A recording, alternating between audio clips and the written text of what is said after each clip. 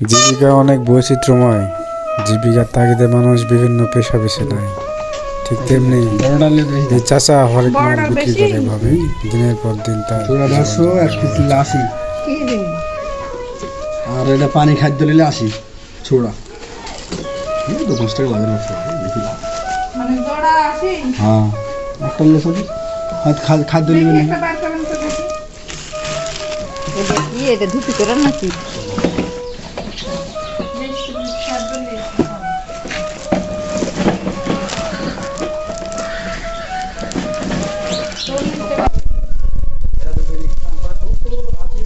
এটা পুরান আসলে কিনে কিনে বেশি রং কিনেছে না লে ভাঙে হতো